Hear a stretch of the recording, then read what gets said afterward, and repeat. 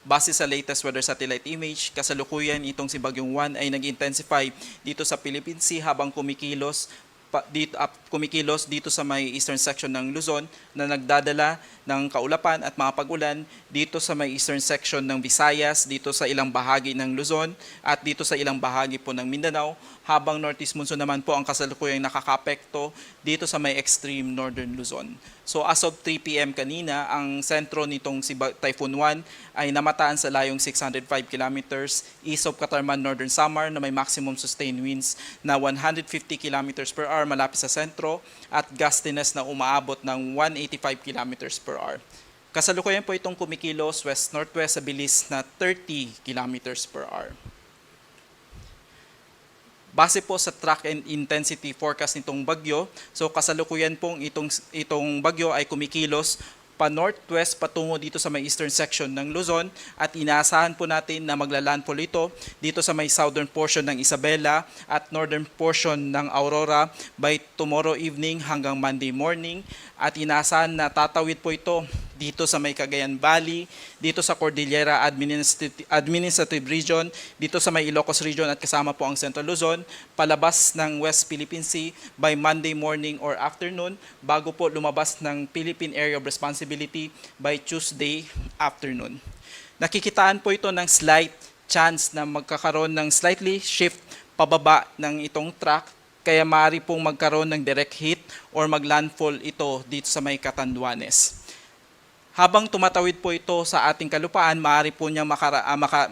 makaranas ng slight weakening dahil po sa interaction nitong bagyo sa kalupaan ng Luzon bago po lumabas ng West Philippine Sea at nakikita po natin na possible tonight or bukas ng umaga ay maaari po itong mag-intensify from typhoon to super typhoon at habang kumikilos po ito dito sa ating kalupaan ay maaari mapapanatili niya po yung typhoon category hanggang makalabas po ito ng ating Philippine Area of Responsibility. Kasalukuyan, ang pinakamalapit na approach nitong Bagyong Juan ay dito sa may area po ng Catanduanes by tomorrow morning or afternoon and maaari po ito maglandfall dito sa Aurora, Isabela by tomorrow evening or Monday morning.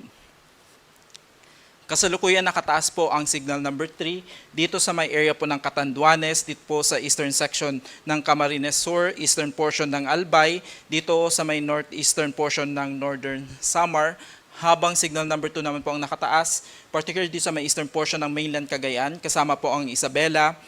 Quirino, Nueva Vizcaya, Aurora, Nueva Ecija, Bulacan, Metro Manila, Rizal, Laguna, Quezon at Marinduque. Signal number 2 pa rin po ang nakataas sa may Camarines Sur, rest of Camarines Norte, rest of Camarines Sur, rest of Albay, rest of Sorsogon, Burias and Ticao Islands, rest of Northern Samar, Northern Samar dito sa may northern portion ng Eastern Samar. Signal number 1 ang nakataas sa may Batanes, rest of Cagayan including Babuyan Islands, dito sa may Apayao, Abra, Kalinga, Mountain Province, Ifugao, Benguet, Ilocos Norte, Ilocos Sur, La Union, Pangasinan, Tarlac, Pampanga, Zambales, Bataan, Cavite, Batangas.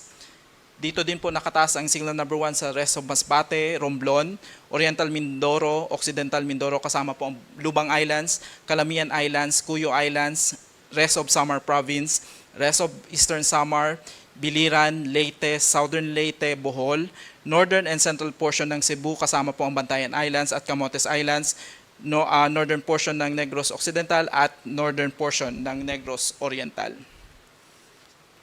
Signal number 1 pa rin po dito sa may Guimaras, Iloilo, Capiz, Aklan, Antique, Dinagat Island, Surigao del Norte, northern portion ng Agusan del Norte at dito sa may northern portion ng Surigao del Sur. Kasalukuyan, ang pinakamataas na maaari pong wind signal na maaari pong itaas sa buong bansa ay signal number 5 once naging super typhoon itong binabantayan nating bagyo. At dahil po sa epekto ni Juan ay maaari po itong magdala ng gusty condition na maaari pong umabot sa storm to gale force wind strength, lalo na po sa mga areas na hindi po kasama sa wind signal. Ngayong araw at bukas, November 9, dito sa Palawan, Visayas at Mindanao. At pagdating po ng Lunes, most of Luzon at Visayas ay maaari po makaranas ng gusty condition. Dahil po sa mga pag-ulan na dala nitong si Bagyong Juan ay maaari po makaranas ng more than 200 millimeters na pag-ulan itong Camarines Norte, Camarines Sur, Catanduanes, Albay, Sorsogon at Northern Samar, habang inaasahan ang 100 to 200 millimeters na pag-ulan dito sa may Aurora, Quezon, Laguna, Marinduque, Masbate, Biliran, Samar at Eastern Samar. Habang 50 to 100 millimeters na pag-ulan ang inaasahan dito sa may Cagayan, Isabela, Quirino, Apayao, Kalinga, Mountain Province, Ifugao, Nueva Vizcaya, Nueva Ecija, Bataan, Pampanga, Bulacan, Rizal, kasama po ang Metro Manila, Cavite, Batangas, Oriental Mindoro, Occidental Mindoro, Romblon at kasama po ang probinsya ng Leyte. Tomorrow afternoon at Monday afternoon ay maaari pong makaranas ng more than 200 millimeters ang malaking bahagi ng Luzon, particularly itong Isabela,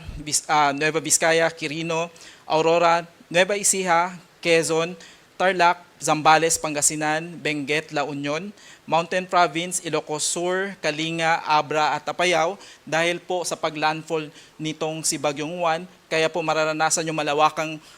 pag-ulan at malalakas na hangin, lalo na po sa malaking bahagi ng Luzon, habang 100 to 200 millimeters naman po ang inaasahan dito sa Ilocos Norte, Cagayan, Bataan, Pampanga, Bulacan, Rizal, Metro Manila, Laguna, Cavite, Batangas at dito sa may Occidental Mindoro, kasama po ang Camarines Norte, habang 50 to 100 millimeters naman po ang maaari pong maranasan dito sa Oriental Mindoro, Marinduque at dito sa Camarines Sur.